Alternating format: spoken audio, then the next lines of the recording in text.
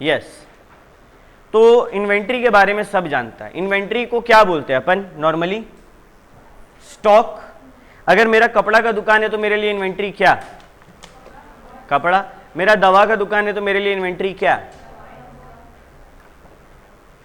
अगर हम टेलर है तो मेरे लिए इन्वेंट्री क्या? मशीन इन्वेंट्री है। मशीन तो मशीनरी है। फैब्रिक्स कपड़ा, धागा जिससे सिलेंगे, समझ रहा है? वो सब उसका रॉ मटेरियल है ना। अच्छा, वो जो है बंदा टेलर, वो माल गुड्स बेच रहा है या सर्विस बेच रहा है? सर्विस। लेकिन उसके पास फिर भी तो इन्वेंट्री है कि नहीं है? आज हम लोग सीए बन जाएंगे, हम लोग का इन्वेंट्री क्या होगा? पढ़ाई इन्वेंट्री क्या वो खत्म होगा? नहीं। क्या इन्वेंट्री होगा? इन्वेंट्री का मतलब क्या होता है? इन्वेंट्री मतलब बेसिक वर्ड में बोले तो माल, वो सामान, वो स्टॉक जिससे हम अपना फिनिश प्रोडक्ट बनाते हैं। तुम लोग को याद है हर चीज का एक कहानी होता है, ठीक है? फॉर एग्जाम्पल ये मोबाइल कैसे बना होगा? इसके लिए स्क्रीन आया होगा, स्पीकर आया होगा, कैमरा आया होगा, ये सबको क्या बोलते हैं हम लोग? Raw material. फिर इसके ऊपर काम हुआ होगा, तब जाके ये फिनिश गुड्स बना। यानी कि अपना रॉ मटेरियल पे कुछ काम हुआ, वर्क हुआ, फिर वो फिनिश गुड्स बना। एक बात बताओ, साल के अंत में ऐसा बहुत सारा फोन होगा ना जो अभी तक पूरा अच्छे से बना नहीं है, किसी में कैमरा नहीं लगा है, किसी में स्पीकर नहीं लगा है, उसको क्या बोलेंगे? Work in progress, WIP। Common sense लगाएं तो चाहे रॉ मटेरियल हो, वो मेरा इन्वेंट्री है। रॉ मटेरियल यानी कि इसको बनाने के लिए जो सामान लग रहा था, कैमरा, स्क्रीन, चिप। उसके बाद अगर हम असेंबल करके आधा काम कर दिए, पड़ा हुआ है, उसको भी इन्वेंट्री बोलेंगे। और पूरा मोबाइल जो बन के रखा हुआ है उसको भी हम इन्वेंट्री बोलेंगे। सिमिलरली हम दर्जी हैं, हम टेलर हैं, मेरा काम है कपड़ा बनाना, तो जो धागा है और जो कपड़ा में क्लिप्स लगता है, बटन्स लगता है, वो मेरा इन्वेंट्री है। उसके बाद कुछ कपड़ा होगा जो पूरा सिला नहीं है लेकिन बटन्स लग चुका है, वर्क इन प्रोग्रेस है, वो भी मेरा इन्वेंट्री है। और जो प्रॉपर शर्ट्स और साड़ीज बन चुका है वो भी मेरा इन्वेंट्री है। यानी कि इन्वेंट्री कैन बी एकदम रॉ, कुछ हुआ भी नहीं है अभी तक, उसको बनाना बाकी है, असेंबल करना बाकी है, या फिर हो सकता है थोड़ा काम किए, थोड़ा बाकी है, या फिर हो सकता है पूरा का पूरा काम हो गया, ये मस्त मार्केट में बिक सकता है। तो ये बुद्धि रखना कि वो कपड़ा जो मेरा पूरा बन के रेडी है वही इन्वेंट्री है, सही होगा। तुम लोग चार्टर्ड अकाउंटेंट बनेगा ना, तुम लोग को ये काम दिया जाएगा। क्या काम दिया जाएगा? तुम लोग का ऑफिस वाला भेजेगा मस्त गाड़ी करके एक जगह ऑडिट पे, जिसको बोलते हैं स्टॉक ऑडिट या फिर इन्वेंट्री ऑडिट। तुम लोग को क्या करना है? मेरा बैलेंस शीट में दिख रहा है कि मेरा जो है, मानो तुम लोग को फॉर एग्जाम्पल भेजा ये मदर डेयरी या फिर सुधा डेयरी के फार्म में, तो उसमें तो इन्वेंट्री होगा। क्या होगा इन्वेंट्री? वो लोग का क्या प्रोडक्ट्स है? डेयरी प्रोडक्ट्स में दूध का पैकेट, दही का पैकेट, ये सब चीज। तुम देखा कि अरे यहाँ पे बोल रहा है जो मिष्टी दही इन लोग का होता है, ये लोग बोल रहे हैं कि इन लोग का कंप्लीटेड प्रोडक्ट मिष्टी दही 1000 पीस है। क्या तुम अब बैठ के 1000 पीस गिनेगा? नहीं। तुम बोलेगा कि भाई हमको ये बताओ, ये जो अलमीरा है इसमें कितना पीस है? वो बोला भैया इसमें 400 पीस है। तुम बोलेगा चलो गिन के दिखाओ। तुम वहाँ मस्त चेयर पे बैठ जाएगा, उसका स्टाफ गिन के दिखाएगा, तुमको ध्यान रखना है वो बदमाशी ना करें। यही हम लोग का काम है। तो भैया वो फिनिश गुड्स था, उसको हम लोग मिष्टी दोई को बोले। मानिए मेरा मिष्टी दोई बन के रेडी है, पैक नहीं हुआ, क्या वो मेरा इन्वेंट्री में आएगा? हाँ। और उसका भी ऑडिट करेंगे हम लोग, उसका भी चेक करेंगे कि वो पैक होकर अच्छे से रखाएगा कि नहीं, उसका क्या प्रोसेस है, सब कुछ हम लोग को देखना होगा, चेक करना होगा। तो इन्वेंट्री में तीनों चीज आता है, चाहे वो मेरे बिजनेस के दौरान बिके, चाहे वो यूज किया जाए मेरे उस प्रोडक्ट को बनाने के लिए, अभी पूरा बना ना हो, या फिर उसको हम कंज्यूम करके अपना मेन प्रोडक्ट बना रहे हो। क्या हम एक टेलर अगर हैं तो हम धागा बेचते हैं, लेकिन धागा मेरा आता है कि नहीं इन्वेंट्री में? हम कपड़ा बेचते हैं फिर भी, बटन बेचते हैं नहीं, लेकिन मेरा इन्वेंट्री में आ रहा है ना। ये बात का ध्यान रखना है। उस चीज को बनाने के लिए जिसका इस्तेमाल हो रहा है वो इन्वेंट्री, वो आधा बन गया वो इन्वेंट्री, फिनिश गुड्स बन गया वो इन्वेंट्री। इन्वेंट्री एसेट होता है या लाइबिलिटी? एसेट। इसको बेच के पैसा में कन्वर्ट होगा। कुछ भी ऐसा जो पैसा में कन्वर्ट हो, जिसको रख के हम चिल कर सके कि अरे कोई दिक्कत नहीं, पैसा अपने पास आ जाएगा, वो क्या होता है? एसेट होता है। और क्या इन्वेंट्री सिर्फ गुड्स के केस में होता है? नहीं, सर्विसेज के केस में होता है। भैया आप टेलर का एग्जांपल दिए, ठीक है। डॉक्टर के लिए इन्वेंट्री क्या होगा? वो सर्विस दे रहा है, लेकिन उसका इन्वेंट्री क्या होगा? उसको सर्विस देने में जो चीज मदद कर रहा है उसका स्टेथोस्कोप, है ना, छोटा मोटा इक्विपमेंट्स जो जनरली यूज करता है, बड़ा बड़ा इक्विपमेंट्स तो मशीनरी में आ जाएगा, लेकिन छोटा छोटा जो स्पेयर्स टूल्स होता है वो कहाँ जाएगा, वो इन्वेंट्री कहलाएगा। ठीक है, अब सवाल उठता है कि भैया इन्वेंट्री, दिक्कत यही आता है, देखो इन्वेंट्री जो है ना ये बड़ा इंटरेस्टिंग चीज है, पूरा अकाउंट्स का सबसे मस्त कॉन्सेप्ट इन्वेंट्री है। क्यों? क्योंकि वो दो जगह आ रहा है। नॉर्मल रूल क्या है कि मेरा कोई भी खर्चा या कमाई होगा वो कहां जाएगा, ट्रेडिंग पीएल में, और कोई भी चिंता या एसेट होगा तो वो कहां जाएगा, एसेट लायबिलिटी बैलेंस शीट में। लेकिन क्लोजिंग स्टॉक कहां जाता है, बाई क्लोजिंग स्टॉक करके ट्रेडिंग में भी लिखाया सेल्स के नीचे, और यहां एसेट में भी लिखाया। तो इंटरेस्टिंग चीज है कि नहीं इन्वेंट्री, ये दोनों जगह क्यों लिखाता है हमको बताओ, ये दोनों जगह क्यों लिखाता है? एसेट में क्यों लिखाता है, क्योंकि ये बेच के पैसा में कन्वर्ट होगा, और ये लंबा है, मेरा खर्चा नहीं है, ये मेरा एसेट है, तो ये ऊपर में ट्रेडिंग पीएल में क्यों लिखाता है?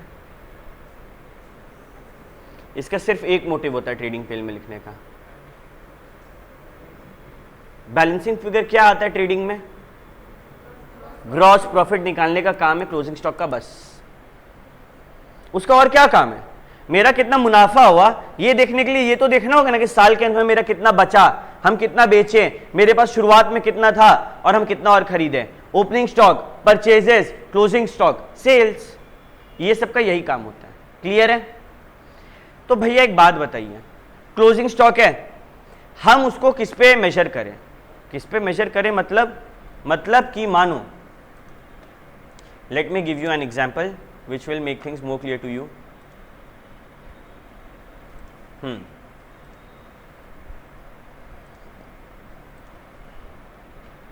एक बात बताओ, अपन टेलर बने ना, आज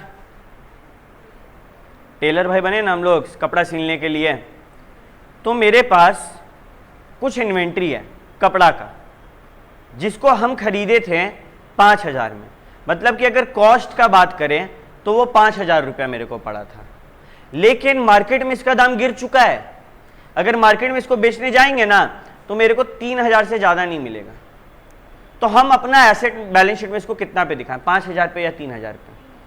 3,000 पे क्यों दिखाएं?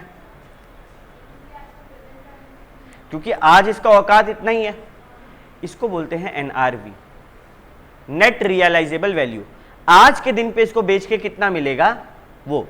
और हम लोग कंजर्वेटिव अकाउंट अप्रोच फॉलो करते हैं ना कि खर्चा आने वाला है बुक कर लो, यही बोलते हैं ना, नुकसान होने वाला है बुक कर लो, यही सीखे ना बचपन में अकाउंट्स में।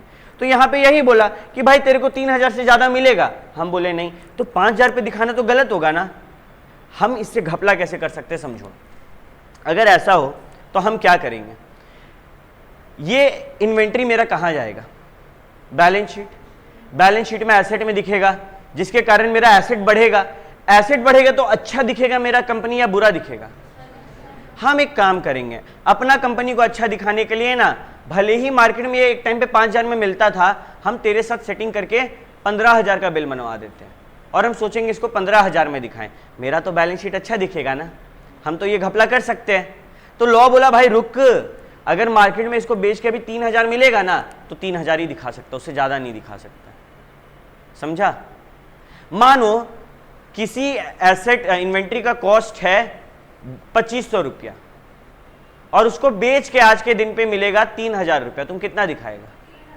2,500, क्योंकि हम लोग कंजर्वेटिव फॉलो कर रहे हैं, हम लोग को क्या बिका है, अभी बिका है, कल को ये भी तो हो सकता है कि इसका दाम घट के 3,000 से 2,800 हो जाए, तो हम 3,000 पे क्यों दिखाएं, हम तो कम वाला पे दिखाएंगे ना, क्योंकि हम कंजर्वेटिज्म अप्रोच फॉलो करते हैं, हम लोग पहले ही कम में रखते हैं।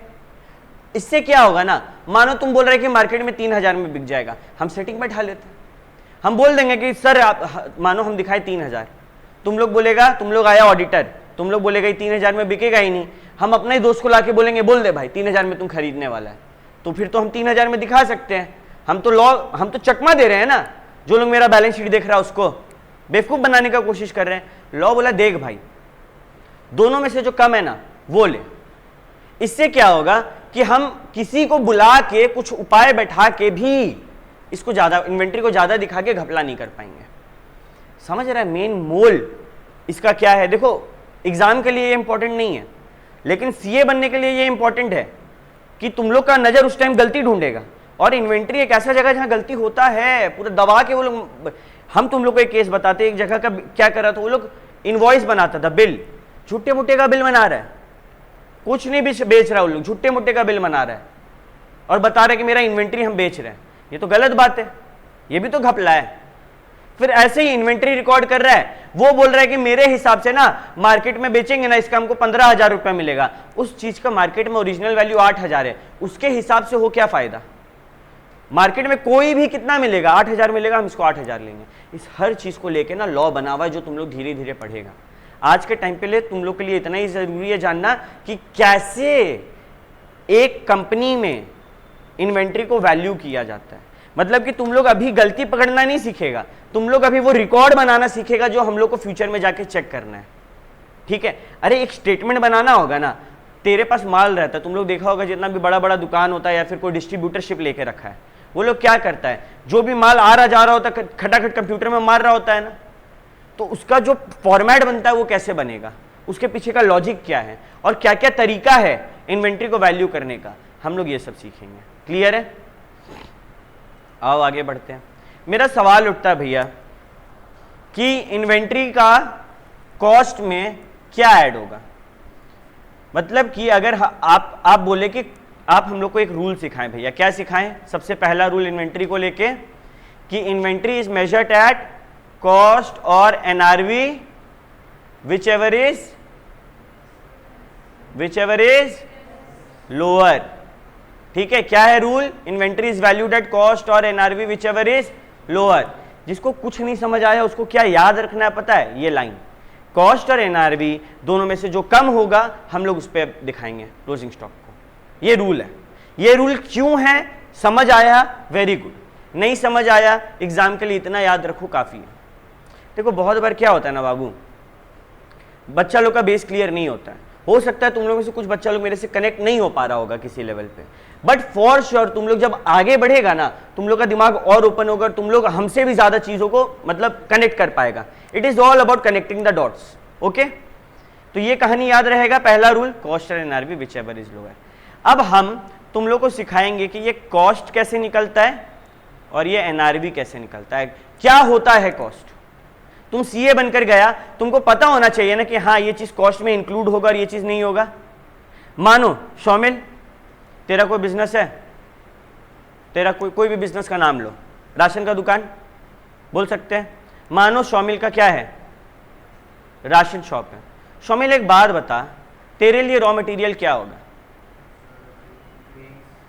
या फिर तेरे लिए इन्वेंट्री क्या होगा, तेरा ग्रेन्स, पल्सेस, जितना भी राशन का सामान होता है वो, तो उसको तुम किसी से खरीदेगा, होलसेलर से खरीदेगा, रिटेलर, नॉर्मल रूल है कि ये अपना घर से बना के देगा, ये बाहर से खरीदा।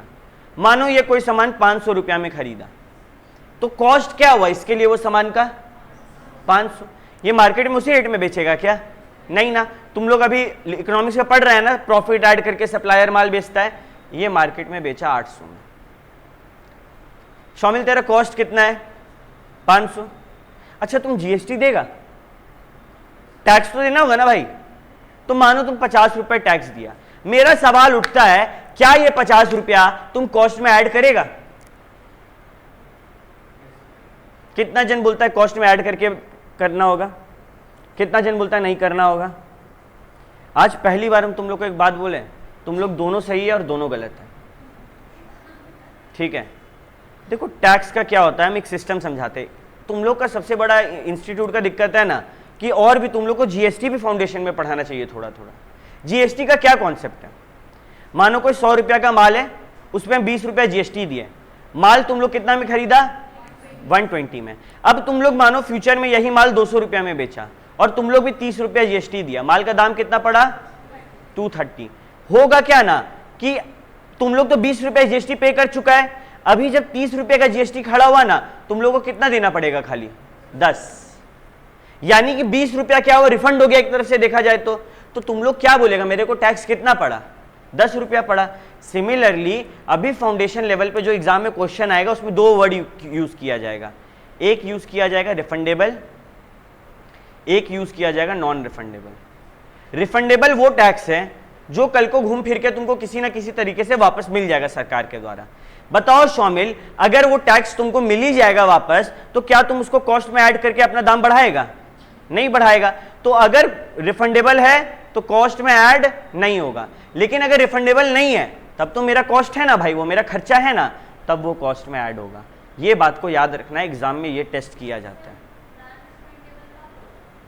नॉन रिफंडेबल होता है कि बहुत सारे ऐसे टैक्स है, फॉर एग्जाम्पल हम कैसे समझाए, बिना जीएसटी को छुए हम नहीं समझा पाएंगे ये बात, फिर भी हम खाली इतना याद रखो, कोई ऐसा टैक्स है जो तुम पे की और वो गुड्स पे सरकार लॉ बनाया है कि तुमको टैक्स का आईटीसी नहीं मिलेगा। ये जो बोलते हैं इसको आईटीसी बोलते हैं, इनकम सॉरी टैक्स क्रेडिट बोलते हैं, इनपुट टैक्स क्रेडिट, मतलब कि काट लेना टैक्स, वो तुमको नहीं देगा लॉ। तब क्या करेंगे? तब तुमको कॉस्ट में ऐड करके दिखाना होगा, हम अपना जेब से दे दें? होगा क्या ना अल्टीमेटली। अभी तुम्हारा प्रॉफिट कितना हो रहा है शौमिल? मानो तुम्हारा टैक्स रिफंडेबल है तो तुम कितना कॉस्ट बोलेगा? 500, और तुम्हारा दाम सेलिंग प्राइस क्या है तो कितना हुआ? माही तुम बताओ, प्रॉफिट कितना हुआ? 300। ध्यान दो यहां पे, मेरा अगर रिफंडेबल है, टैक्स कल को वापस से आना है, तो हम बोलेंगे ना मेरा 300 का मुनाफा हुआ, क्योंकि 50 रुपया तो मिल जाएगा। लेकिन अगर नॉन रिफंडेबल है तो क्या होगा? हम बोलेंगे 250 का मुनाफा है। दोनों में अंतर पड़ रहा है ना, इसीलिए पड़ रहा है। ठीक है, तो टैक्स का कहानी सबको क्लियर। टैक्स का सिंपल क्या, अगर नॉन रिफंडेबल है तो कॉस्ट में ऐड करो, रिफंडेबल है तो भूल जाओ कि ये था भी, हम उसको कॉस्ट में ऐड नहीं करेंगे। अच्छा, हम लोग का है राशन का दुकान। एक बात बताओ शौमिल, वो माल को मंगाने के लिए तुम मुठिया को पैसा देगा, मानो मुठिया को तुम 50 रुपया दिया, क्या वो कॉस्ट में ऐड होगा? कितना जन बोलता है ऐड होगा? Please raise your hand. Direct खर्चा है ना, मेरा वो माल आके उतार रहा, अगर वो मेरा माल नहीं उतारेगा, लाके नहीं देगा, तो क्या हम उस माल को यूज कर पाएंगे? तो कोई भी ऐसा खर्चा जो मेरे को किसी प्रोडक्ट को इस्तेमाल करने के लायक बनाए, उसको तो ऐड करते हैं ना। याद करो, खाली कंप्यूटर खरीद के ला के रख दिया, फिर एक बंदा आएगा उसको सेटअप करेगा, वो 1000 रुपया लिया, तुम लोग हमसे कंप्यूटर का दाम पूछेगा, बोलेंगे 20 + 1 21,000 रुपया लगा। ऐड करते थे ना कॉस्ट में, क्यों? क्योंकि अगर वो नहीं आएगा, नहीं काम करेगा, तो हम इसको यूज कर पाएंगे। सिमिलरली अगर ये मुठिया नहीं होगा, ये टेम्पू नहीं होगा, तो क्या वो रॉ मटेरियल या फिर जो भी गुड्स है उसको बेच पाएंगे? नहीं ना, क्योंकि ये डायरेक्ट एक्सपेंस था, इसीलिए ये ऐड हुआ।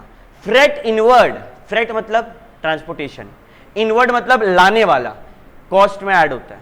माल बेच रहा है, बेचते टाइम तुम किसी मुठिया को पैसा दिया कि उसके घर में होता है ना राशन दुकान, घर पे आके पैसा, घर पे आके हम लोग को सामान देता है, उस मुठिया को तुम अपना जेब से पैसा दे रहा है, क्या वो कॉस्ट में ऐड होगा? नहीं होगा, नहीं होगा। क्यों नहीं होगा?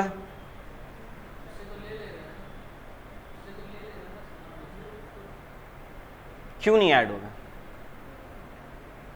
अब ऐसे बताओ, ये कंप्यूटर है, वो बंदा आया, इसमें 1000 रुपये इंस्टॉलेशन चार्जेस लिया, हम लोग ऐड किए, इसमें हम 500 रुपये का GTA का एक गेम डलवाएं, क्या हमसे तुम लोग दाम पूछेगा कंप्यूटर का, हम 21,500 बोलेंगे कि 21 बोलेंगे? 500 क्यों नहीं बोल रहा है तुम लोग एक्स्ट्रा? क्योंकि उसके बिना कंप्यूटर चलने लायक हो गया है। उसी तरीके से मुठिया मेरे को माल लाके दिया, मेरा माल बिकने लायक हो गया है, तो अब हम उसको कैसे बेच रहे, सेलिंग एक्सपेंस हम उसमें ऐड करके थोड़ी बताएंगे कॉस्ट में। मतलब तुम अगर अपना माल बेचने के लिए कल को एडवर्टीजमेंट करेगा, तुम उसको भी कॉस्ट बोलने खोजेगा, बट क्या एडवर्टीजमेंट जरूरी है? माल बिक सकता है, एडवर्टीजमेंट इज आवर चॉइस। समझ रहा है बात को? क्लियर हो रहा है धीरे धीरे कॉन्सेप्ट?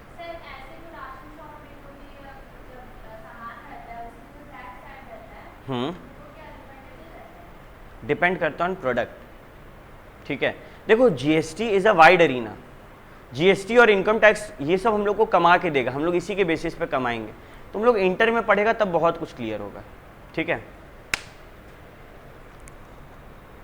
अभी टैक्स में क्या होता है, अभी टैक्स का सीजन चल रहा है, तो हम लोग को ना अभी ऑडिट में पढ़ाया जाएगा इंटर और फाइनल में कि देखो भाई सीए बहुत रिस्पॉन्सिबल प्रोफेशन है, फिनेंशियल सोल्जर है, देश का ख्याल रखता है, अच्छा से करना है। रियलिटी में क्या होता है पता है? तुम फोन करके बोलेगा सर आपका टैक्स बन रहा है 12,500, वो बोलेगा कम करिए सर, और अगर हम उसका टैक्स 12,500 से जीरो कर दिए ना, वो हमको कुछ परसेंटेज दे देगा उसका, मानो 50% दे दिया, 6,000 का मेरा कमाई हो गया। ये चल रहा है मार्केट में, जो कि गलत है। घपला करते हैं, और हम लोग लीगली घपला कर रहे हैं, हम लोग कुछ गलत नहीं करवा रहे। हम लोग उनको बोल रहे कि देखिए भैया आपको अपना इनकम कम दिखाना है, आप 1.5 लाख रुपए LIC में दे दीजिए, आपका इनकम कम हो जाएगा। अगर हम 1.5 लाख रुपए, मानो मेरा इनकम है 7 लाख रुपया, मेरे पे टैक्स लग रहा है, हमको 2 लाख रुपया कम कराना है, 1.5 लाख रुपया हम इनका LIC करवा दिए, कम हो गया। 50,000 रुपया का पापा मम्मी का हेल्थ इंश्योरेंस करवा दीजिए आप अपना, आपका 2 लाख रुपया कम हो गया। जो टैक्स अभी 12,500 के ऊपर आ रहा था वो सीधे 0 हो गया। तो ये बुद्धि ये हम लोग को दिया जा रहा है यूज करने के लिए, और कुछ गलत नहीं कर रहे हैं। LIC को पैसा दिया, किसका फायदा? सरकार का फायदा। हेल्थ इंश्योरेंस कराएं, किसका फायदा? सरकार का फायदा। तो सरकार लाया भी लूपहोल ऐसा कि जिसमें उसको घूम फिर के फायदा हो। समझ रहा है बात को? तो ये बहुत इंटरेस्टिंग एरिना है, तुम लोग धीरे धीरे सब कुछ सीखेगा। बट फॉर द टाइमिंग वापस अकाउंट्स में आते हैं और इस चीज को समझते हैं कि भैया आप 3 बात हम लोग को बताएं। पहला बात बताएं कॉस्ट और NRV which ever is lower. फिर कॉस्ट में बताएं क्या क्या चीज आएगा, उस माल को खरीदने का पैसा, कॉस्ट ऑफ परचेज आएगा, उस पर लगा हुआ टैक्स, नॉन रिफंडेबल है आएगा, रिफंडेबल है नहीं आएगा, और कोई भी डायरेक्ट एक्सपेंस हो आएगा, फ्रेट इनवर्ड है आएगा, फ्रेट आउटवर्ड है नहीं आएगा, एडवर्टीजमेंट एक्सपेंस है नहीं आएगा, वो हम रॉ मटेरियल लाए उसका पूजा किए, पंडित को बुलाएं, दक्षिणा दिए नहीं आएगा, क्योंकि सिर्फ डायरेक्ट एक्सपेंस नहीं है, मेरा मटेरियल यूज हो सकता है सब किए बिना। समझ आ रहा है बात? आओ अब यहां पे आते हैं। तो भैया ये क्लियर हो गया कि परचेज प्राइस आएगा, टैक्सेस अगर नॉन रिफंडेबल आएगा, और डायरेक्ट एक्सपेंस अगर फ्रेट इनवर्ड है तो आएगा, और कुछ आएगा नहीं। अच्छा एक बात बताओ, मानो हम लोग का राशन दुकान है, शौमिल का राशन दुकान है, शौमिल राशन भंडार, ठीक है नाम शौमिल, टाइटल क्या है तेरा? जैन, शौमिल जैन राशन भंडार, ठीक है। तो अब हमको बताओ शौमिल, तुम्हारे यहाँ क्या आया? गेहूं, राशन दुकान में गेहूं आता है, इंग्लिश में इसको क्या बोलते हैं? वीट। और गेहूं से क्या बनता है? आटा। तो भाई क्या किया, क्या बोली तुम शीतल अभी, क्या बनता है गेहूं से? नहीं, एक बार हम सुने नहीं, लेकिन तुम्हारा हंसी से हमको समझ आया तुम गलत बोली, क्या बोली? अच्छा, अरे वाह वाह, जिससे तुम्हारा शादी होगा ना वो गेहूं का रोटी खा के खुश हो जाएगा। गेहूं से बनता है आटा, आटा होता है सादा रंग का, ठीक है, और उससे क्या बनता है? रोटी, और नमक भी डालते थोड़ा सा। अरे हमको आता है, विधि आता है उसका पूरा प्रोसेस। तो मानो शौमिल तेरे को आटा बेचना है, तो तेरे को गेहूं को क्या करवाना होगा? पिसवाना होगा, तो उसके लिए कुछ लगेगा खर्चा। क्या वो खर्चा इसके आटा के कॉस्ट में ऐड होगा? बिल्कुल होगा, क्योंकि वो खर्चा नहीं करेंगे तो क्या ये आटा बन जाएगा? तो क्या कॉस्ट ऑफ कन्वर्जन ऐड होता है? हाँ, जैसे कि अब इसके लिए क्या ये लेबर मंगाएगा, तुम एक लेबर रखेगा, उस लेबर को बोलेगा इस मशीन में गेहूं को डाल के पीस के वापस निकालो। तुम उस मशीन के ऊपर मानो उस मशीन का एक अलग से मीटर लगा हुआ है। अब ये बात बहुत बारीक है, प्लीज ध्यान से सुनना सब कोई, ठीक है? यहां बच्चा लोग गलती करता है।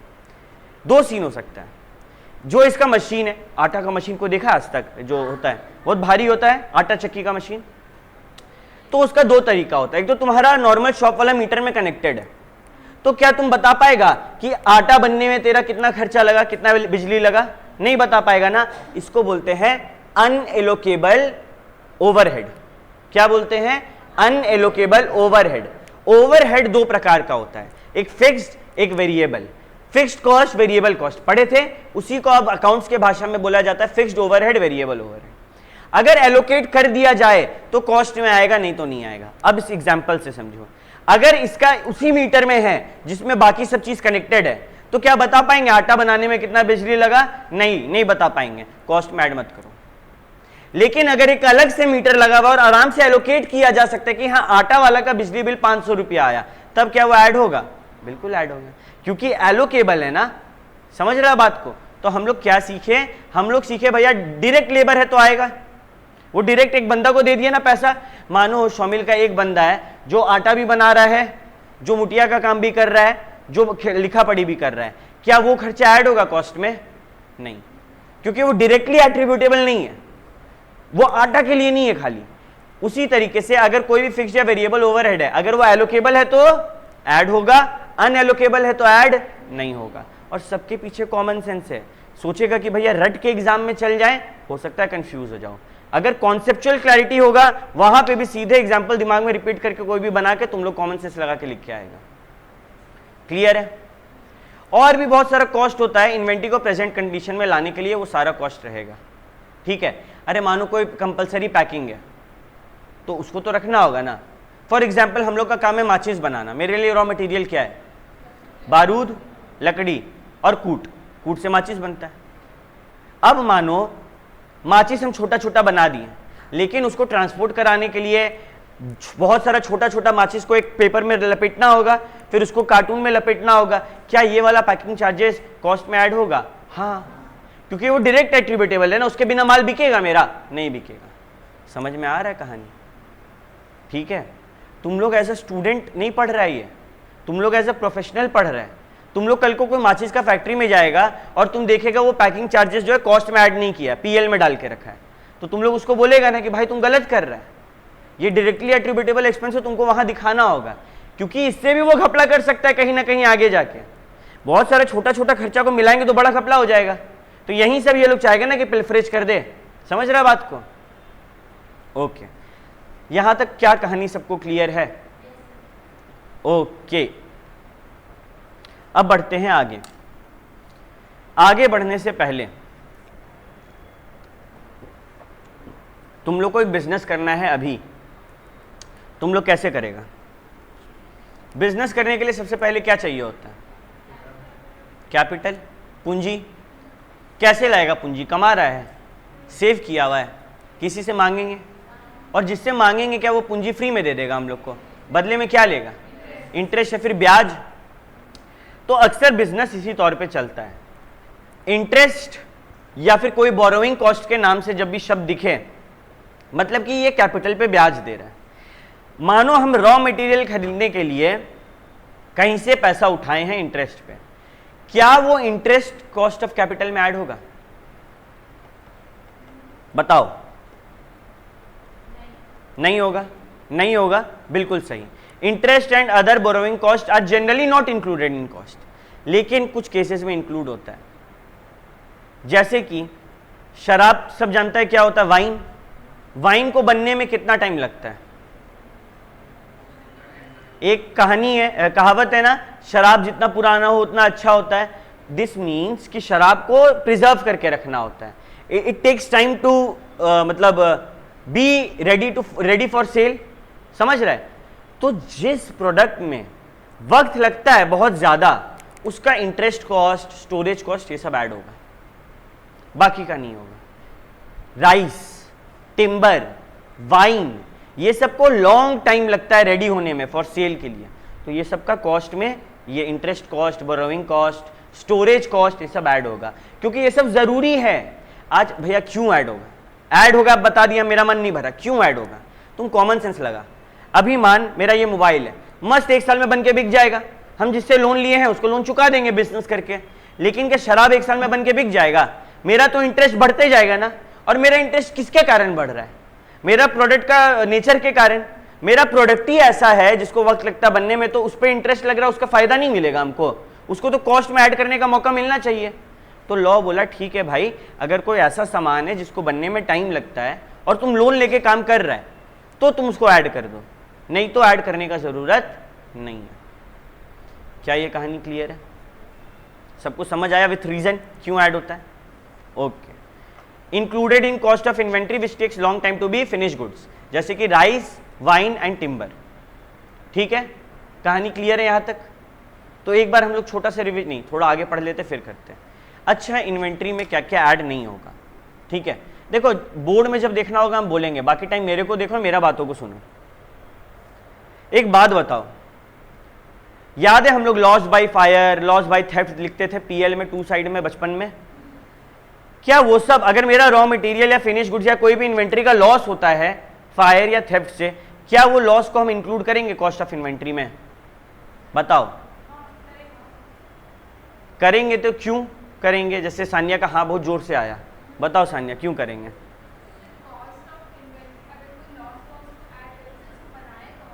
हम उसको बनाए, लेकिन मेरा लॉस बाय थेफ्ट हुआ, कोई चोरी कर लिया।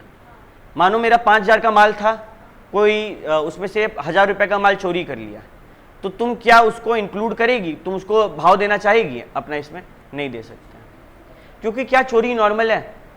जरूरी है तुम बनाए चोरी हुआ, हम बनाए तब भी 1000 का माल चोरी होगा?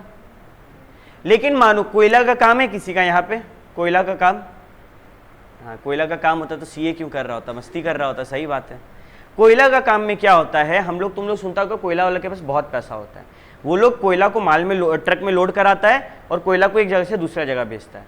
अब जब कोयला एक जगह से दूसरा जगह जा रहा है तो बम्पर आएगा रास्ता में, कोयला निकल के गिरेगा, फिर जब कोयला उतारेंगे जरूरी नहीं है सारा कोयला उतरे, कुछ ट्रक्स का पार्ट में फंसा रहेगा, ये सब नॉर्मल लॉस है, ये सब हम लोग इंक्लूड कर सकते हैं, मतलब कि हम लोग को कोई दिक्कत नहीं है, ये सब इग्नोर कर सकते हैं। लेकिन जब एबनॉर्मल लॉस आता है और बोला जाता है कि 5000 का माल था, 1000 का चोरी हो गया, हम लोग कितना का बताएंगे? माल मेरे पास पड़ा हुआ है 4000 का, 5000 का नहीं बताएंगे। लेकिन यही बोला गया कि 5000 का माल था और 500 जो है वो नॉर्मल लॉस हुआ, तो कितना का माल बताएंगे? 5000 का माल बताएंगे, 4500 का नहीं बताएंगे, क्योंकि तुम भी वो बिजनेस करेगा ना, वो लॉस तुमको होना है। लॉस नॉर्मल है या एबनॉर्मल कैसे पता चलेगा? क्या हर किसी को ये लॉस होता है? क्या हर किसी का आग लग के लॉस होगा? तो वो एबनॉर्मल लॉस है। लेकिन फॉर एग्जाम्पल दूध के केस में, ठीक है, हर दूध का कंपनी का ये प्रॉब्लम आता है कि वो लोग का बहुत सारा दूध फट जाता है, तो ये तो नॉर्मल लॉस हो गया ना वो लोग के लिए। लेकिन अब इसमें भी फिर एंटर करना होगा जब सीए बन जाएंगे उसके बाद, कि यार अगर हम लोग सुधा को देखें, उसका 100 पैकेट फटता है महीना में, लेकिन यार ये जो है कोई एक कंपनी मानो अमूल है, इसका 500 क्यों फटे? हम लोग को बुद्धि लगाना होगा। हो सकता है ये लोग बदमाशी कर रहा है। कौन बदमाशी कर रहा है? जो ड्राइवर है वो 400 पैकेट बेच देता होगा और बोलता होगा फट गया फट गया फट गया। कर सकता है ऐसा गेम, तब मेरा ऑडिटर वाला बुद्धि चलेगा, बोलेंगे अच्छा। फिर जब हम उसका अकाउंटेंट को बुला के पूछेंगे तब चोरी पकड़ाएगा। अगर अकाउंटेंट उसमें मिला हुआ, अकाउंटेंट भी तेजी लगाएगा, बोलेगा सर आप ये भी देखिए कि सुधा जो है वो 5 लाख यूनिट बनाता है और हम लोग 50 लाख यूनिट बनाते हैं, तो उसका नॉर्मल लॉस भी कम होगा, मेरा नॉर्मल लॉस भी ज्यादा होगा, मेरा सेल भी तो ज्यादा है। समझ रहा है? हर चीज को ना हम लोग को सवाल उठाना पड़ेगा। जो बच्चा सवाल नहीं उठा रहा है वो सीए नहीं बन पाएगा। तुम लोग को हर कॉन्सेप्ट, हम तो चाहते कि हमसे आगे पूछो ऐसा क्यों हुआ, क्योंकि जब तुम लोग खुद से पूछने लगेगा ना क्यों हुआ, और तुमको जवाब मानो खुद से आ गया या फिर हम दिए, वो कॉन्सेप्ट ना जिंदगी भर के लिए याद हो गया, क्योंकि याद आएगा ये तो भैया से पूछे थे, भैया बताए थे, एकदम ऐसे याद रहेगा ये चीज। ठीक है, हर पढ़ा हुआ चीज याद नहीं होता, लेकिन अगर कोई बात हम लोग दोस्त से डिस्कस कर रहे हैं और हम कुछ बताएं जो उसको नहीं पता था, वहां पे मेरा थोड़ा सा क्या होता है इंप्रेशन जमा, वो बात तेरे को जिंदगी भर याद रहेगा। ठीक है, तो ये सब चीज का फायदा उठाना बहुत जरूरी है। Ask questions. ओके, तो पहला बात हुआ, क्या अगर मेरा एबनॉर्मल लॉस हुआ है तो हम उसको इन्वेंट्री में इंक्लूड करेंगे? नो। अच्छा, सिमिलरली यहां पे बिजनेस कितना जन का है? किसी के पापा का बिजनेस है? क्या करते हैं अंजलि तेरे पापा? कपड़ा का दुकान है, तो उनके पास तो बहुत कपड़ा होगा, तो बेचने के लिए वो क्या करते हैं? दुकान में रखते हैं। तो वो दुकान में जितना, दुकान के अलावा और कहीं माल रखना पड़ता है, स्टॉक रखते हैं, गोदाउन में रखते हैं। तो गोदाउन का जो रेंट लग रहा है, क्या अंजलि के पापा कॉस्ट में ऐड कर पाएंगे? नहीं करना, डिपेंड करता है।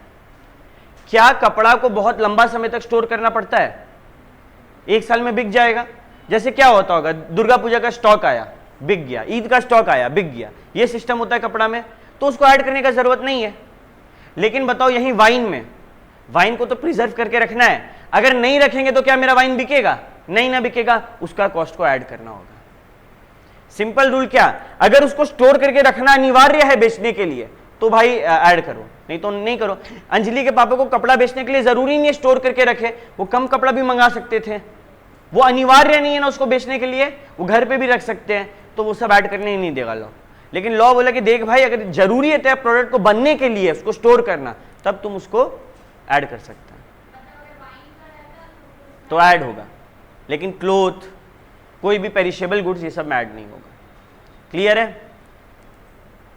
अच्छा, इसके अलावा अंजलि तेरे पापा जब कपड़ा बेचते हैं तो ऐड वैड करते होंगे ना, अपना पैम्पलेट वगैरह छपवाए होंगे, जब नया दुकान खुला होगा, उसका ओपनिंग होता होगा, हर साल पूजा होके उसका प्रसाद बंटता होगा, किसी तरीके से लोगों को बताना होगा ना कि हम कपड़ा बेचते हैं।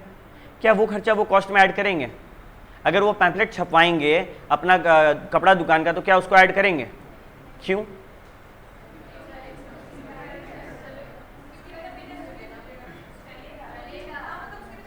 क्योंकि मेरा एडवर्टीजमेंट जरूरी नहीं है, मेरा दुकान खुल गया, मेरा माल बिक सकता है बिना ऐड किए, ठीक है। तो सेलिंग एंड डिस्ट्रीब्यूशन एक्सपेंसेस भी नहीं आता है। सेलिंग एक्सपेंस मतलब एडवर्टीजमेंट हुआ, डिस्ट्रीब्यूशन मतलब फ्रेट आउटवर्ड। जो हम शॉमिल का एग्जांपल दिए थे कि तुम अगर राशन किसी का घर पे भेज रहा है, क्या वो कॉस्ट में आया था? नहीं, लेकिन जब मंगा रहे थे तो आ रहा था ना। फ्रेट इनवर्ड आया था, आउटवर्ड नहीं आया था, क्योंकि freight outward is a distribution expense. वो तो हर आदमी अलग अलग तरीके से कर सकता है, लेकिन इनवर्ड तो सबका एक ही तरीका होता है, ठीक है। अच्छा, अपार्ट फ्रॉम दीज एक बात बताओ, तुम स्टाफ रखी होगी अपना दुकान में, क्या उस स्टाफ का खर्चा को कॉस्ट में ऐड किया जाएगा? कितना जन बोल रहा है हाँ? हाथ उठाओ। कितना जन बोल रहा है नहीं? हाथ। जो बच्चा दोनों में हाथ नहीं उठाए ना, उसको भी हम देखना क्या करेंगे। कितना जन बोल रहा है नहीं? हाथ उठाओ। तुम लोग कहीं नहीं हाथ उठाए रहे दोनों में, हैं? क्या लगता है तुम लोग क्यों नहीं हाथ उठाई? कुछ सोच के नहीं उठाई कि सुनी ही नहीं क्या बोलना? सैलरी टू स्टाफ, क्या ये मेरा कॉस्ट ऑफ इन्वेंट्री में ऐड होगा? डिपेंड करता है किस पे। मोहिउद्दीन सही जा रहा है। नहीं, मानो स्टाफ है, छोटा दुकान में भी है। सवाल ये नहीं कि स्टाफ है कि नहीं, सवाल ये कि स्टाफ को दिया हुआ पैसा कॉस्ट ऑफ इन्वेंट्री में आएगा कि नहीं। तुम लोग सब गधा लोग, तुम लोग को अभी तक नहीं समझ आया ये ट्रेडिंग पीएल वाला कॉन्सेप्ट है। जो चीज पीएल में जाएगा उसको कॉस्ट ऑफ इन्वेंट्री में ऐड नहीं करना है, जो चीज ट्रेडिंग में जाएगा उसको ऐड करना है। अभी तक वही ना हो रहा हर चीज। और कॉमन सेंस लगाओ ना, हम स्टाफ दे रहे सैलरी को, वो तो मेरा 50 चीज बेच रहा है ना। क्या हम एट्रीब्यूट कर पा रहे हैं ये वाला स्टाफ मेरा 10 प्रोडक्ट ज्यादा बेचा है तो इसको ज्यादा सैलरी बनता है, उसको कम बनता है? नहीं, नहीं ना। तो हम कैसे ऐड करेंगे कॉस्ट ऑफ इन्वेंट्री में? हम कैसे रमेश को दिया हुआ सैलरी और सुरेश को दिया हुआ सैलरी को बाइफरकेट करके ऐड करेंगे? कोई तरीका है? लेकिन वेजेस वो तो तुरंत होगा ना। मेरा स्टाफ माल पहुंचा के आता है, हम उसको पैसा देते हैं, वो तो हम ऐड कर सकते हैं ना कॉस्ट ऑफ इन्वेंट्री में। समझ में आ रहा है गेम? Common sense. अगर डायरेक्टली एट्रीब्यूटेबल है तो ऐड करो, वरना मत करो, ठीक है। ओके, तो अगर ये कॉस्ट के कॉन्सेप्ट को शांति से समझे, सिंपल रूल है, कॉस्ट ऑफ परचेज में 3 चीज आता है: परचेज प्राइस, टैक्स और direct expense. Tax non refundable है तो ही आएगा, और डायरेक्ट एक्सपेंस जैसे कि फ्रेट इनवर्ड जो कि जरूरी है उस मटेरियल को मेरे तक पहुंचाने के लिए आएगा। उसके बाद हम लोग सीखे कॉस्ट ऑफ कन्वर्जन को भी इंक्लूड किया जाता है, जैसे कि डायरेक्ट लेबर या फिर कोई भी एलोकेबल ओवरहेड। उसके बाद हम लोग सीखे और भी कोई खर्चा जो इन्वेंट्री को प्रेजेंट कंडीशन में लाने के लिए किया जाए, उसको ऐड करना है। फिर हम लोग सीखे इंटरेस्ट और बोरोइंग कॉस्ट जनरली तो ऐड नहीं होता है, लेकिन अगर उस इन्वेंट्री को बहुत समय तक रखना पड़ेगा तो फिर उसको हम लोग ऐड करेंगे। फिर आया कि कुछ चीजें इन्वेंट्री के पार्ट कभी नहीं होंगी, जैसे कि abnormal cost, storage cost, selling and distribution, और कोई भी ऐसा ओवरहेड जो डायरेक्टली नहीं हो रिलेटेड। स्टोरेज कॉस्ट में ये सीखे कि देखो स्टोरेज कॉस्ट एक शर्त पे ऐड होगा, अगर तेरे को स्टोर करना ही अनिवार्य है उसको बेचने के लिए। तो अगर स्टोर नहीं करेंगे तो नहीं बिकेगा, उसको रखना होगा 1 साल से ज्यादा, तब ऐड कर देना, कोई दिक्कत नहीं है। क्लियर? कॉस्ट सबको क्लियर कैसे निकलता है? अब आते हैं एनआरवी पे। एनआरवी का फॉर्मूला है net realisable value. Simple word में बोले तो मेरे को कितना मिलेगा इसको बेच के, ठीक है। फॉर एग्जाम्पल आज अगर मैं अपना मोबाइल बेचने जाते हैं तो हम एस्टिमेट किए हैं कि इस मोबाइल का मेरे को 12,000 मिल जाएगा, लेकिन ना मानो इस मोबाइल में कोई पार्ट खराब है जिसको बनवाने का 100 रुपया लगेगा, और इसको बेचने के लिए एक ब्रोकर को रखना होगा जो 400 रुपया लेगा। तो हम क्या बोलेंगे मेरा एनआरवी कितना है? 11,500। अगर तुम लोग को यहां पे दिखाएं मोबाइल बिक कितना में जाएगा, लेकिन इसको सेलेबल कंडीशन में लाने के लिए कुछ खर्चा करना है, क्या वो मेरे को मिलेगा? नहीं, इसी 12 से काटना होगा। हम बोले 100 रुपया का तो सामान बनाने में लगेगा, और एक एजेंट भी रख दिया ना जो ये माल बेचेगा, तो 400 वो ले लेगा। नेट नेट नेट मतलब क्या होता है? घूम फिर के आखिर में हमको कितना मिल रहा है? 11,500। इसका ये मतलब है कि जब एनआरवी निकालते हैं तो एस्टिमेटेड सेलिंग प्राइस होता है, उसमें से पहले कॉस्ट ऑफ कंप्लीशन घटाओ, यानी कि वो खर्चा जो अभी बाकी है इसके ऊपर करना, और फिर उसमें से cost to make the sale घटाओ, यानी कि इस माल को बेचने के लिए अगर कुछ खर्चा करना पड़ेगा उसको हटाओ। लास्ट में जो मेरे हाथ में बचेगा ना, उसको हम लोग एनआरवी बोलते हैं। और इस एनआरवी को जो ऊपर में कॉस्ट देखे ना इतना कुछ, वो निकालने के बाद कंपेयर करते हैं और दोनों में जो छोटा आता है उसको लिखते हैं। यानी कि हर बड़ा कंपनी अपने स्टॉक का कॉस्ट और एनआरवी दोनों निकालता है और दोनों को कंपेयर करके लोअर लिखता है। और हम लोग सीए जो हैं, हम लोग चेक करते हैं क्या कॉस्ट सही से निकाला कि नहीं, जो हम लोग अभी पढ़े, क्या एनआरवी सही से निकाला कि नहीं, जो हम लोग पढ़े। समझ में आया कहानी? हम लोग को निकालना नहीं है, हम लोग को बस चेक करना है वो सही कर रहा है कि नहीं। निकालेगा कौन? बीकॉम वाला बच्चा लोग, ठीक है? क्लियर है ये पूरा कहानी? तो inventory is measured at cost or NRV whichever is lower. अब सवाल उठता है कि भैया इन्वेंट्री का वैल्यूएशन कितने मेथड से होता है? तो बेसिकली 2 मेथड है, हिस्टोरिकल, नॉन हिस्टोरिकल। देखा जाए तो 6 मेथड है, ऐसे याद रखना है, और कोई मेथड रटना नहीं है, सब कॉमन सेंस के साथ यूज होगा, ठीक है? चलो हम लोग एक एक इलस्ट्रेशन करके शुरू करते, खत्म करना। आओ सबसे पहले इलू 1 ओपन करो। जो नोट्स है वो ग्रुप में आ चुका है, सबको नोट्स लिख लेना। सम्स अलग से बनाना है, सम वाला कॉपी में सम बनाओ, नोट्स अलग से बनाओ। 2 कॉपी लाने बोले थे ना, इसीलिए एक कॉपी में नोट्स और एक कॉपी सम वाला। सम का कॉपी अलग रखो, ठीक है? ओके, चलो ना एक काम करते हैं, बुक्स सबको बंद रखना, जब हम ओपन करने बोलेंगे तब करना। अभी सबको बुक्स बंद रखो। और सबसे मेरा रिक्वेस्ट है कि अपने से इलस्ट्रेशन 1 अपना कॉपी में बनाओ। हम कुछ नहीं पढ़ाएं अभी बनाने का तरीका, हम सिर्फ cost or NRV whichever is lower किए हैं। तुम लोग तुरंत देख के बता देगा क्या चीज़ है। बताओ, पी क्यू आर, कॉपी में भी नहीं करने का जरूरत पड़ेगा, इतना आसान है। पी क्यू आर का 3 प्रोडक्ट है, ठीक है? सिमिलर और इंटरचेंजेबल नहीं है।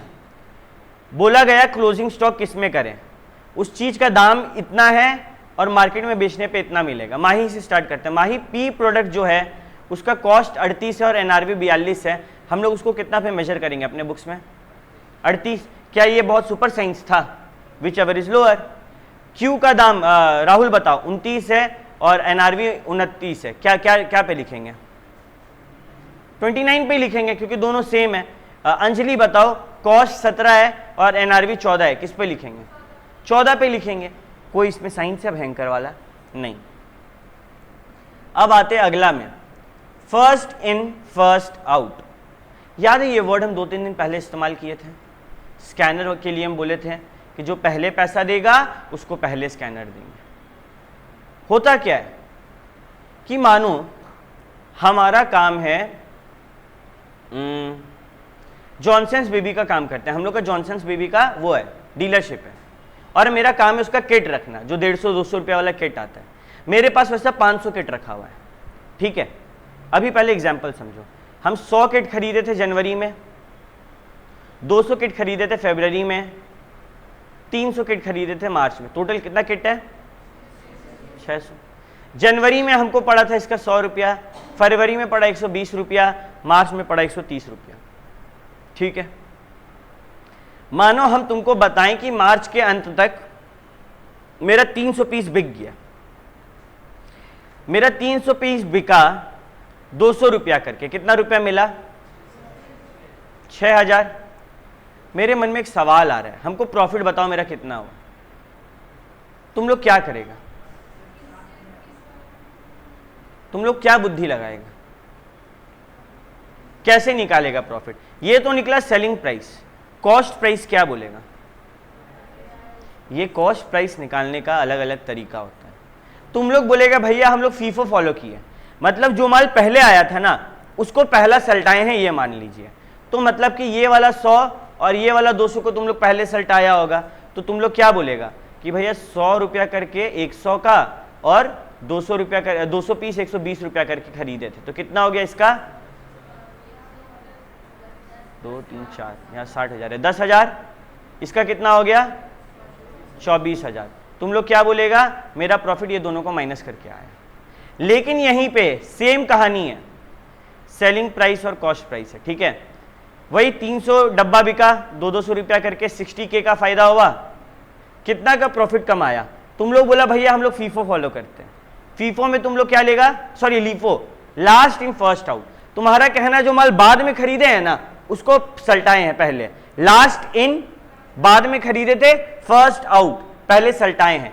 तुम लोग क्या करेगा, सीधे लास्ट वाला 300 को इंटू 130 कर देगा ना, कितना आएगा 39,000। इसमें बताओ तो प्रॉफिट कितना आ रहा है 41K, सॉरी 21K, और इसमें 26K, दोनों में प्रॉफिट अलग आया ना। तो समझ में आ रहा है गेम। आप कैसा method of inventory valuation follow कर रहे हैं ना उस पर निर्भर करता है। ऊपर वाला जो मेथड हम लोग देखे वो सिंपल है, cost NRV whichever is lower, but यहां पर हम लोग को ये समझना होगा क्या किया जाए। फर्स्ट इन फर्स्ट आउट में जो पहले आएगा उसको पहले सल्टाओ, जो बाद में आएगा उसको बाद में सल्टाओ। तुम लोग सबके सामने हम एक इलस्ट्रेशन रखते हैं पहले, जस्ट गिव मी 1 सेकेंड। देखो ये इलू 2 बना के दिखाते हैं हम, एक दो इलस्ट्रेशन बनाते हैं फिर तुम लोग बनाना। मेरे पास ये क्या बोल रहे हैं, a manufacturer has the following record of purchases. हम कितना कितना माल खरीदे ये टेबल में बताया गया है, कब कब खरीदे बता दिया, कितना कितना रुपया में खरीदे बता दिया। बोला कि साल के दौरान, दिसंबर के दौरान हम 1600 यूनिट जो है इशू किए हैं। आप बताइए आपके पास कितना का क्लोजिंग स्टॉक है। मेरे पास था कितना यूनिट, हम कितना बेच दिए, कितना बचा 1000। हमको बताओ ये 1000 अगर फीफो से देखें तो इस 1000 यूनिट का दाम कितना होगा, बस इतना बताओ। देखो माल कितना बचा है 1000, हम क्या बोले जो पहले आया वो पहले गया होगा।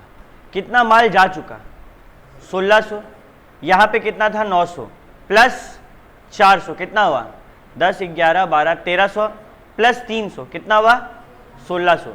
यानी कि यहाँ तक से तो मेरा कोई मतलब नहीं है, इतना का तो माल निकल गया। बचा कितना 1000, 800 और 200। ये 800 कितना रुपया करके है 47 रुपया, और 200 कितना रुपया करके है 60 रुपया। इंटू करो तो कितना आया 800 इंटू 47 37,600, और 200 इंटू 60 कितना हुआ 49,600। क्या कुछ टफ था, कॉमन सेंस का इस्तेमाल है। जो पहले आया वो पहले गया, कितना जा चुका है 1600 जा चुका है। जब तक 1600 ऐड नहीं हो रहा ऐड करते जाओ, जब ऐड हो गया 1600 हो गया वहां एक लाइन खींच दो, इसके नीचे का मेरा क्लोजिंग स्टॉक है। देखो यहाँ 1000 है, कंफर्म करने के लिए ये दोनों को ऐड कर रहे हैं, 1000 आ रहा है, हम सही जा रहे हैं। और इसका जो वैल्यू पे खरीदे थे वही वैल्यू पे वैल्यू कर दो, इजी था ना। चलो क्या 1700 होता अगर इशूड 1700। आओ आओ देखते हैं। मेरे से सवाल पूछा गया कि भैया मानिए ये जो इशू हुआ ये 1700 होता तो मेरे पास कितना बचता 900। अब देखो दो तरीका है, एक तो यही वाला शुरुआत से ऐड करते जाओ, 900 प्लस 400 प्लस 300, इस 200 में से 100 चल जाता और 100 बचता। हम बोलते 100 बचा हुआ है पीस 60 रुपया करके, और 800 बचा हुआ पीस है 47 रुपया करके। और इसी के जगह हम लोग उल्टा कैलकुलेशन भी तो कर सकते हैं, हमको नीचे से 900 तक जाना है, ये 800 तो पूरा आ गया और इसमें से 100 आएगा। ये इजी है ना, क्लोजिंग स्टॉक निकालना है, फर्स्ट इन फर्स्ट आउट है, नीचे से कैलकुलेशन करना स्टार्ट करो, जितना तेरा ऐड होके आ रहा है वो वैल्यू लिख दो। और बेटर करने के लिए इलू 3 बनाओ, इलू 3 तुम लोग बनाओ पूरा, प्रीवियस एग्जाम्पल ही है, ठीक है। एक सेकंड रुक जाना। तब मानो जीनत तेरा किसी चीज का दुकान है तो जरूरी है तुम माल एक ही बार में खरीदती होगी। मानो कोई प्रोडक्ट है, तुम 4 दिसंबर को उसका 900 पीस खरीदी 50 रुपया करके, 10 दिसंबर को जब सेम प्रोडक्ट खरीदी 400 यूनिट खरीदी 55 रुपया का पड़ा, 11 दिसंबर को 300 यूनिट खरीदी 55 रुपया में मिल गया, 19 को 200 यूनिट खरीदी 60 रुपये में मिल गया, 28 को 800 यूनिट खरीदी 47 रुपये में मिल गया। ये सब आया तेरे पास, तुम इसको बेची होगी।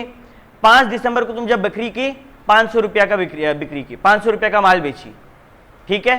सॉरी 500 यूनिट बेची, फिर 20 तारीख को 600 यूनिट बेची, 29 तारीख को 500 यूनिट बेची। अगर मोटा बुद्धि लगाएं, तेरे पास कितना का माल था? 900 प्लस 400 कितना हुआ? 9, 10, 11, 12, 13, 14, 15, 16, 17, 18 और 8 2600। 2600 का माल था, 1600 का माल निकला, कितना का बचा? 1000 का। ये 1000 का माल, ये तो यूनिट है, ये तो यूनिट है। कितना रुपया का माल बचा, कैसे बताएंगे?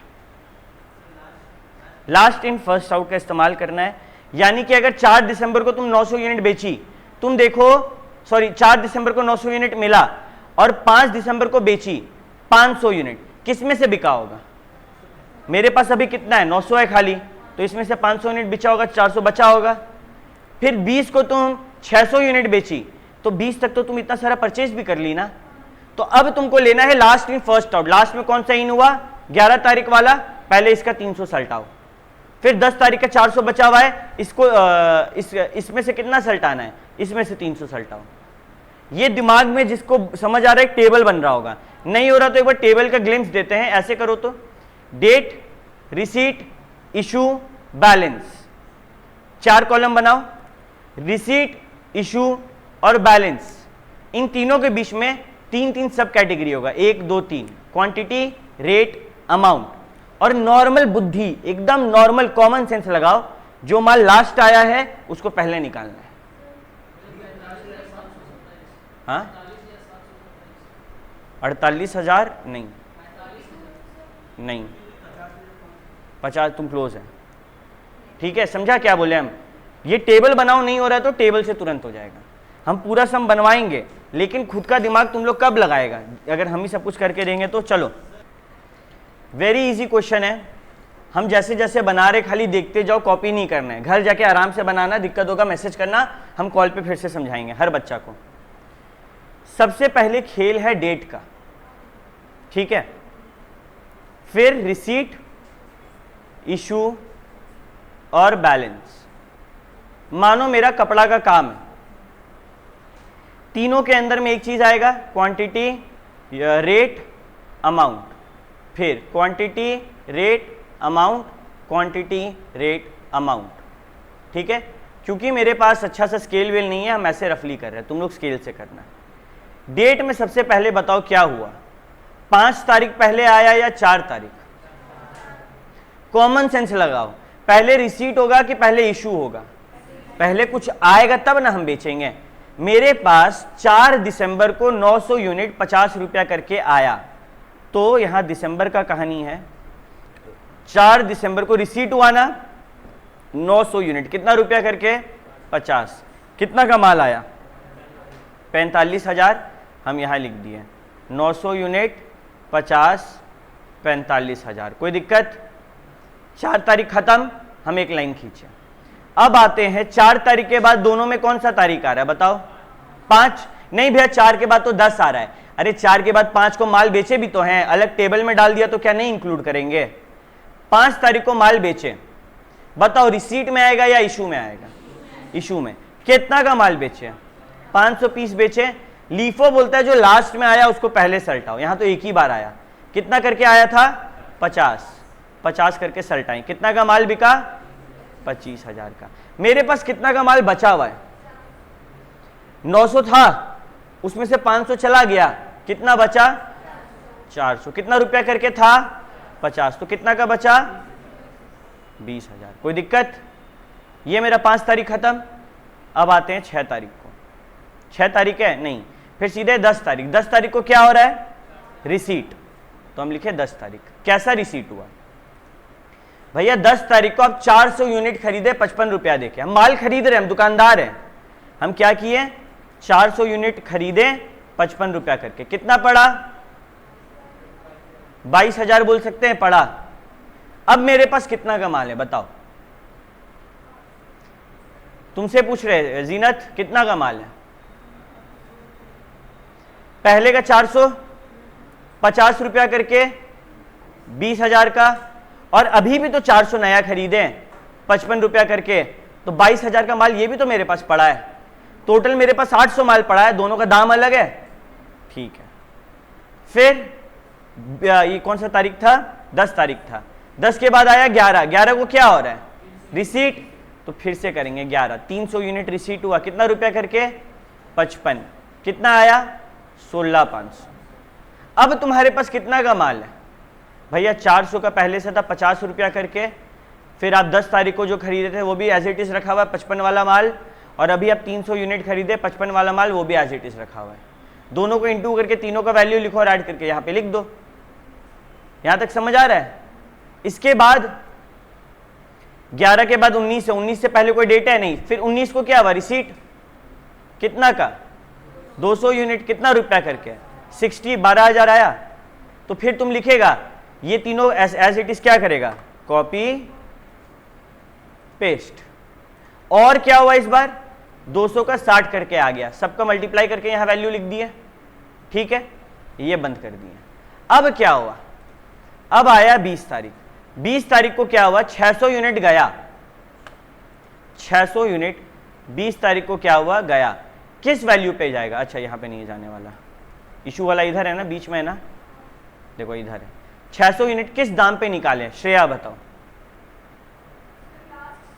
लास्ट इन फर्स्ट आउट, आखिरी बार तेरे पास कौन सा आया था, ये कितना रुपया करके था, तुम 60 रुपया करके, क्या हम पूरा 60 रुपया करके निकाल दें भैया, है यहाँ पे 200 यूनिट, आप कैसे 600 यूनिट को 60 पे निकालेंगे, तो हमको क्या करना होगा, इस 600 को मिटा के देखना होगा, पहले हम 200 को 60 करके निकालें, ठीक है, क्लियर है सबको यहां तक।